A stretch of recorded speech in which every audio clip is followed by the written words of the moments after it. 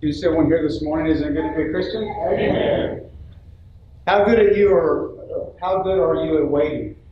Have you ever waited for something for a long time? You look forward to waiting in a long line at a restaurant? Last night we saw a celebration of Cub fans because they had been waiting for 71 years to go back to a World Series, and they didn't even win that one. That was back in 1908. So, but it was kind of amazing when you saw the scene on television, because I see a lot of world championships and Super Bowls and people win things, but as those fans were singing in unison together, that was a pretty powerful moment, because something they've been wanting for a long, long time has finally come to pass. Sometimes there are things that we wait a long time for. Sometimes it's difficult to wait for things. It's kind of interesting. There's a whole psychology to addressing this attribute in us that we don't want to wait. We're not very patient. And they come up with all kinds of things to make us feel like we're not having to wait.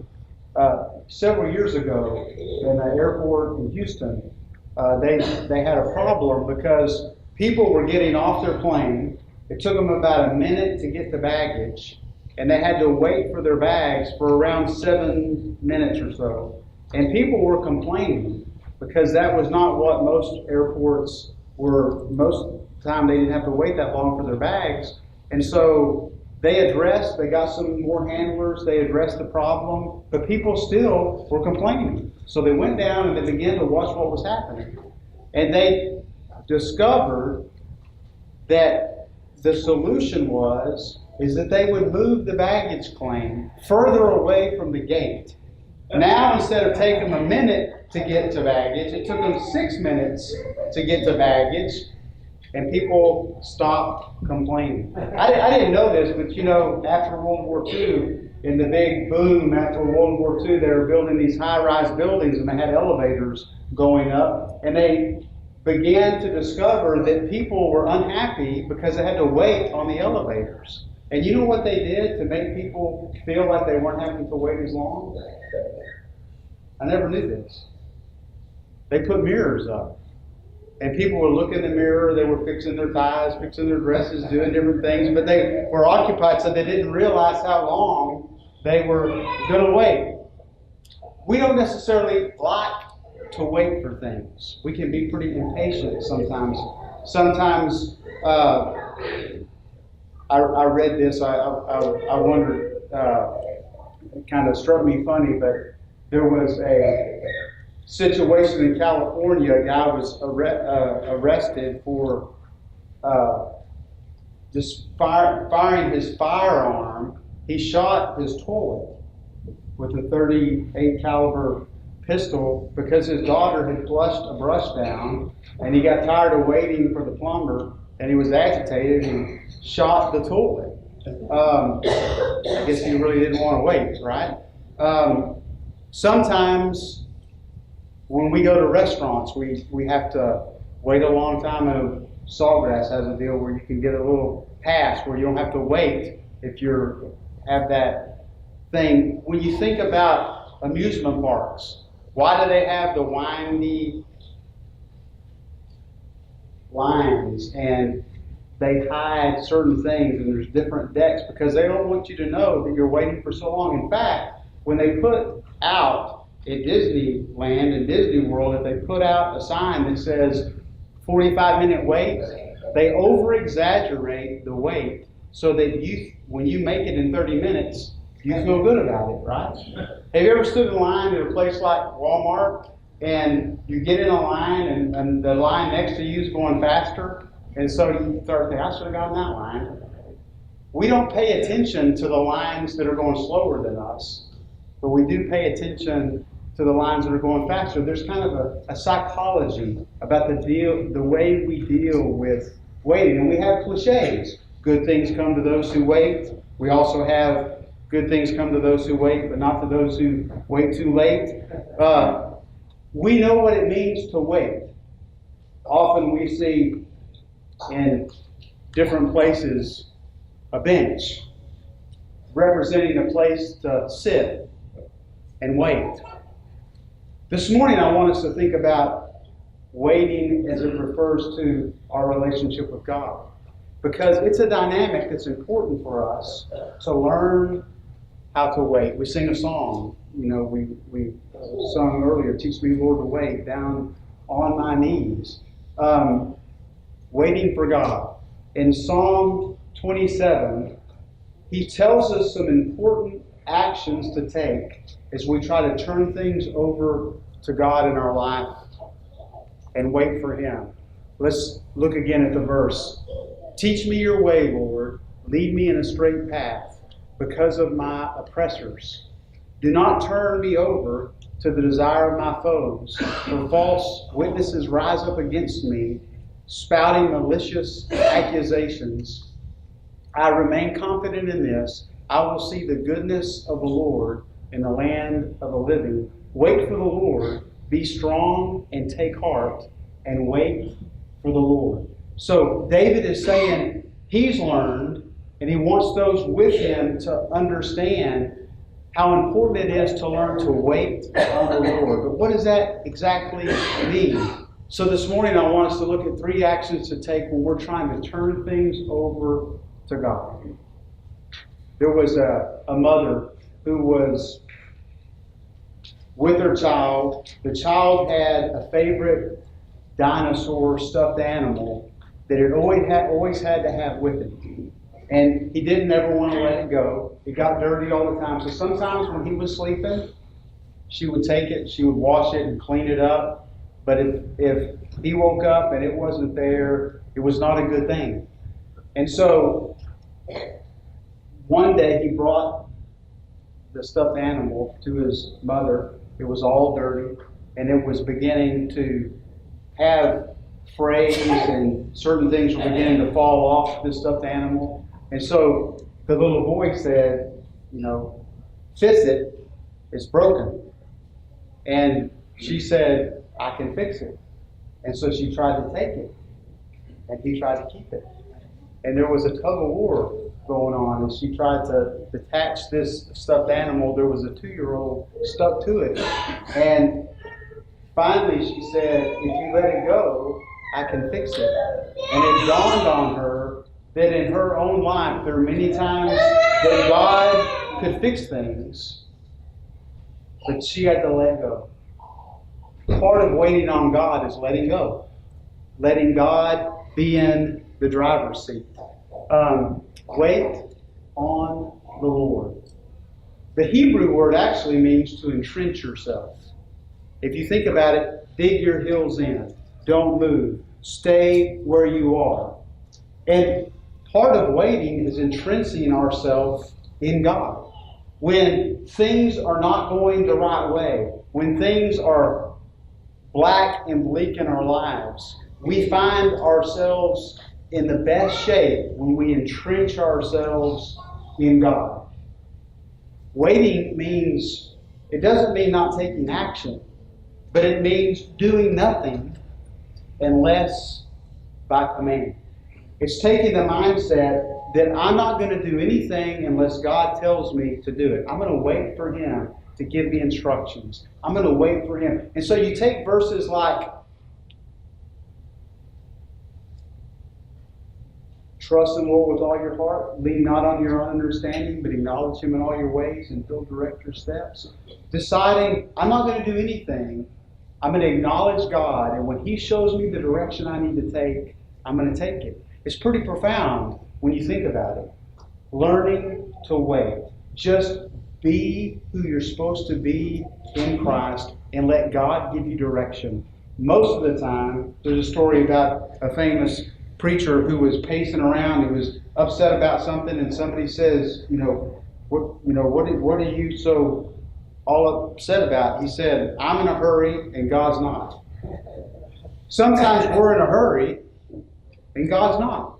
And we need to learn to wait on Him. Look at the life of David. He had to learn to wait. Think about the enemies that he faced. In Psalm 18, powerful psalm, he writes the words, familiar to us because we sing a song, I will call upon the Lord who is worthy of praise. He writes this song after he's been delivered from his enemies. He faces Saul, he faces the bear, faces the lion, faces these different obstacles in his life. And he says in Psalm 18, I literally was facing the sentence of death.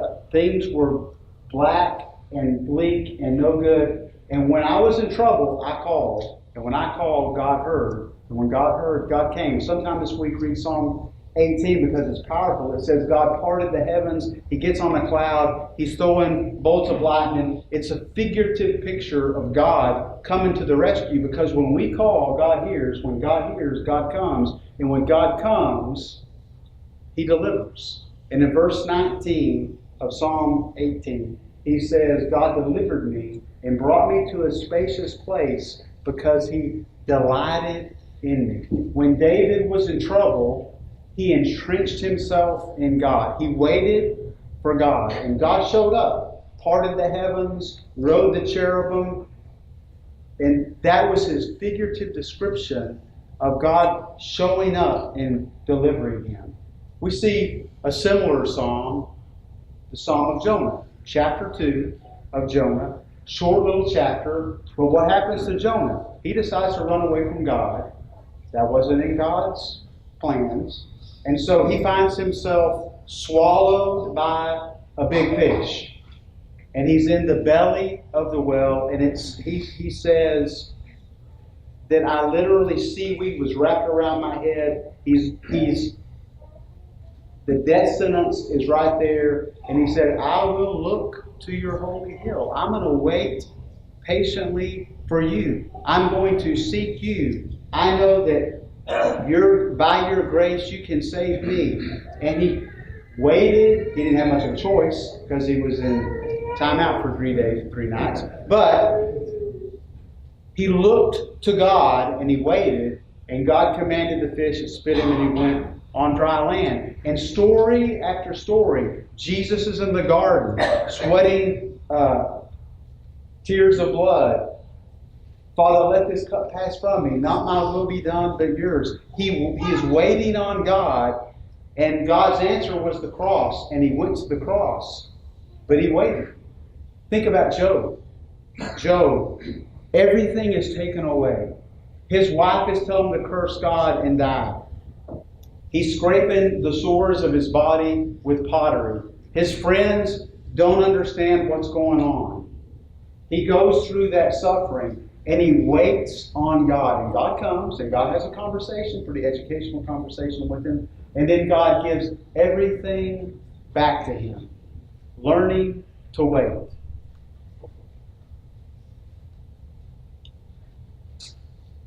Then the second point I want us to look at is being strong. He says, wait on the Lord and be strong. How do you become stronger? Sometimes it's by eating differently. Sometimes it's by exercising. As God's people, how do we become strong? I used to have a poster in my bedroom that had these words. Don't pray for an easy life, but pray to be a stronger person. Sometimes strength comes from asking God to help us as we deal with the difficulties of life. Sometimes not always looking for the easy way out, but being the kind of person God needs us to be. When the Israelites were faced with Goliath, they were all shaking in their sandals. They were hiding behind bushes. They were retreating to the caves. They were scared to death. And David shows up and says, I'm going to be strong in the Lord and in His mighty power. I don't care how big you are, how tall you are. I'm going to conquer you because my strength is in the Lord. The Apostle Paul makes statements. I can do all things through Christ who gives me strength. He can do exceedingly abundantly far above all we ask or imagine because of His power that is at work within us. He tells Timothy, God did not give you a spirit of fear or timidity, but a spirit of power, love, and self-discipline. Power says I can. Love says I must. Self-discipline says I will. That's where strength comes from. What I do? was blank up there. Is it up there? Oh, it's okay. All right. I think I must have pushed that with my Bible. Being strong. Isaiah chapter 40 says he gives strength and increases the strength of youths, because even youths grow weary and young men stumble and fall. But those who hope in the Lord will renew their strength. Many translations say those who wait upon the Lord. Maybe it's time that we remember, if we're going to be strong, we've got to do some weight training. W-I-A-T, weight. Learning to let go and let God be in control. It means that I get out of the driver's seat and I get into the passenger seat. I let God be the one not only who rules, but who calls the shots in my life. That's what it means to wait on God. And sometimes we're impatient. Sometimes we want things to happen very quickly. But God needs us to have that mentality of waiting. And then he says, take heart. Take heart. Ask Job at the end of his life, as he's given everything back. And you go through a circumstance, Job would tell you, don't give up. Take heart. Because God's going to come. God's going to deliver.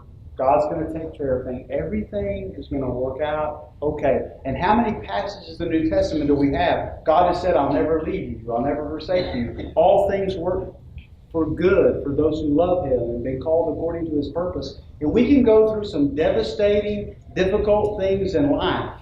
But everything's going to be okay. If you're faithful, God is going to be faithful.